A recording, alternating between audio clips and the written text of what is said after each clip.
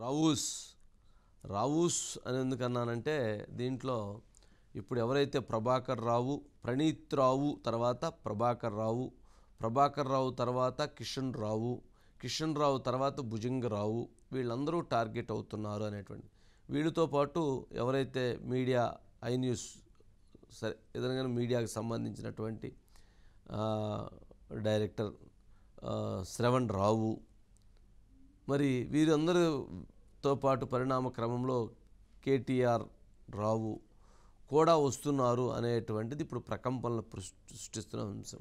ఎందుకు రావూస్ అన్నానంటే ఎవరైతే కేసీఆర్ గారి సామాజిక వర్గం, వెలమ సామాజిక వర్గంలో ఉన్నటువంటి అధికారులు కావచ్చు, కొంతమంది మెయిన్ టీం కావచ్చు, వీళ్ళందరూ ఒక కోటరీగా దీంట్లో ఏర్పడి ఈ ఫోన్ ట్యాపింగ్ వ్యవహారంలో బయట వ్యక్తులకి ఇన్వాల్వ్ చేస్తే ఆ సమాచారం బయటికి వెళుతుందన్నటువంటి ఉద్దేశంతో ఇంటర్నల్ టీమ్ తోటి, అంటే వాళ్ళ ఫ్యామిలీకి అసోసియేట్గా ఉన్నటువంటి వారితోటి, ఎవరైతే వాళ్ళ సామాజిక వర్గంతో ఇదంతా చేయించారు అనేటువంటిది ఇప్పుడు జరుగుతున్నటువంటి ప్రధానమైనటువంటి చర్చ.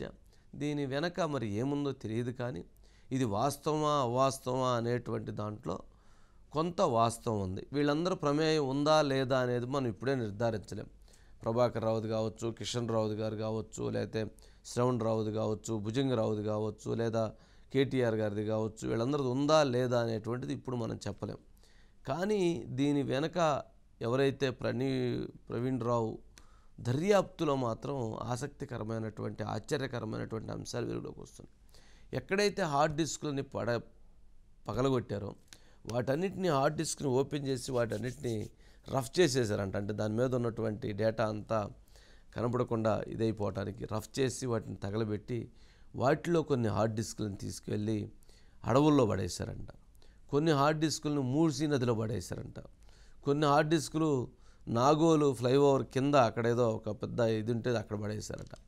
అయితే ప్రవీణ్ రావు ఇచ్చినటువంటి డేటా మేరకు అది కలెక్ట్ చేశారట. ఏది అడవిలోది కలెక్ట్ చేశారు, నాగోల్లో దీన్ని కలెక్ట్ చేశారు. వీటన్నిటిని కూడా మళ్ళీ ఇప్పుడు ఫోనిక్స్ పంపించి డేటా వెలికి తీసేటువంటి ప్రయత్నం జరుగుతుంది. అదేవిధంగా మూసీ నదిలో పడింది మాత్రం అది దొరికే పరిస్థితి లేదు. ఎందుకంటే వైఎస్ వివేక కేసులో గొడ్డల్ని కనుక అక్కడెక్కడో మూసీ నది లాంటి దాంట్లో పడేస్తే దొరకలేదు. అలాగే ఇది కూడా దొరకదన్నటువంటి పరిస్థితి ఉంటుంది. సరే, ఇది ఒక ఎపిసోడ్. దీని వెనక అసలు ఇప్పుడు మనం అందుతున్నటువంటి ఎవరైతే బయటకు వస్తున్నటువంటి ఒక అతిపెద్దమైన వివాదపరమైనటువంటి అంశం ఏంటంటే హైదరాబాద్ భాగ్యనగరంలో ఉన్నటువంటి ఒక 30 మంది ప్రముఖ వ్యాపారస్తులు, అందులో వీళ్ళందరూ కూడా మనీ లాండరింగ్ అంటే హవాలా చేసేటువంటి వారు, అదేవిధంగా అత్యంత క్యాష్ ట్రాన్సాక్షన్స్ ధనవంతులు, అంటే జ్యువెలరీ షాప్స్ పెద్ద షాప్ కలిగినటువంటి వారు, ఒక అతిపెద్ద వ్యాపార సామ్రాజ్యాన్ని క్యాష్ ట్రాన్సాక్షన్స్ని ఎక్కువగా చేస్తున్నటువంటి వారిని 30 మందిని గుర్తించి ఆ 30 మంది ఫోన్స్ ట్యాప్ చేసి ఆ 30 మంది యొక్క సమాచారాన్ని ఎప్పటికప్పుడు పరిశీలించి వాళ్ళ దగ్గర హయ్యెస్ట్ మనీ ఉన్నప్పుడు వాళ్ళ మీద రైడ్ చేసి ఆ డబ్బులన్నిటినీ కూడా వీళ్ళు ఎత్తుకు వెళ్ళారు. అంటే ఈ లెక్క చూపించలేనటువంటి అమౌంట్ క్యాష్ సంబంధించి వాళ్ళు ఎవరు చెప్పుకోలేరు. అందుకని ఆ అమౌంట్ అంతా కూడా వీళ్ళు ఎత్తుకు వెళ్ళారు. ఇదంతా కూడా ఈ టీం ఆపరేట్ చేసినటువంటి వారి కంట్రోల్లో జరిగింది.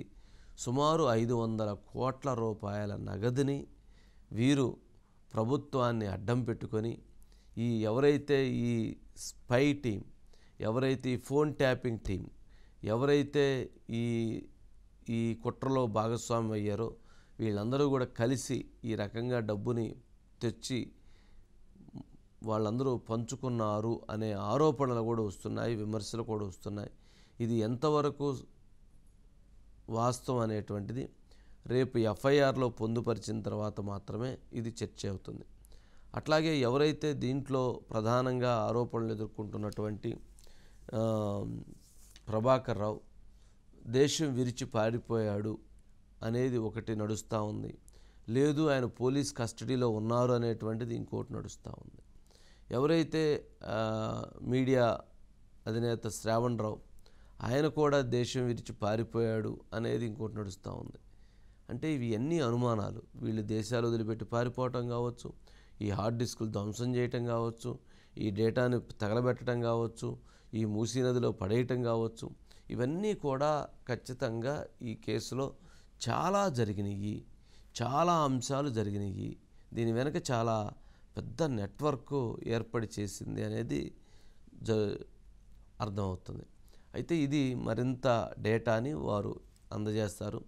అయితే ఇక్కడ మనం గమనించాల్సింది ఏంటంటే, ఈ ప్రజాస్వామ్యంలో ఇటువంటి పరిస్థితులని తెలంగాణ ప్రభుత్వంలో, గత ప్రభుత్వంలో ఇలాంటి సంఘటనలు చోటు చేసుకున్నాయి అని అంటే నిస్సిగ్గుగా తల ఉంచుకొని తల గోడకేసి కొట్టుకోవాల్సినటువంటి పరిస్థితులు.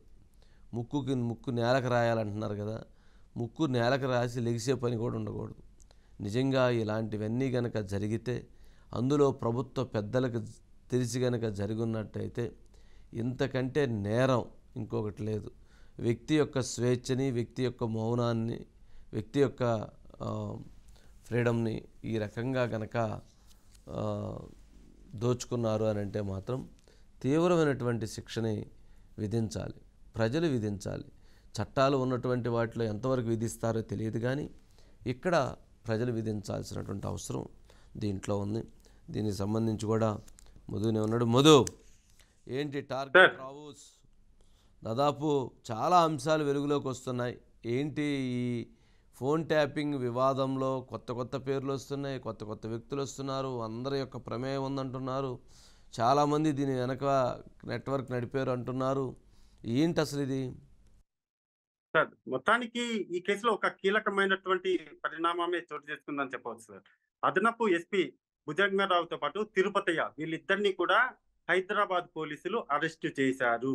ఏదైతే ఫోన్ ట్యాపింగ్ కు సంబంధించినటువంటి కేసులో ప్రణీత్ రావు ఇచ్చినటువంటి ఆధారాలు ఏవైతే ఉన్నాయో ఆ ఆధారాల ఆధారంగా అడిషనల్ ఎస్పీ ని కాసేపటి క్రితమే అరెస్టు చేయడం జరిగింది. అయితే ఇదొక్కటే కాదు, ఇప్పుడు జరిగినటువంటి ఈ 2 అరెస్టులు ఏవైతే ఉన్నాయో, భుజంగరావు కావచ్చు లేకపోతే తిరుపతి కావచ్చు, వీళ్ళిద్దరి అరెస్టు చాలా చిన్నది. అతి త్వరలోనే దీనికి మించిన అరెస్టులు మనం చూడబోతున్నాం. ఒకవైపు రేవంత్ రెడ్డి రారా అని అంటున్నా గానీ, కొంతమంది మేము రాము అని ఖచ్చితంగా చెప్పేస్తున్నారు. ఎందుకు రావాలి అంటే ఇక్కడ ఎవిడెన్స్‌లు కావాలి.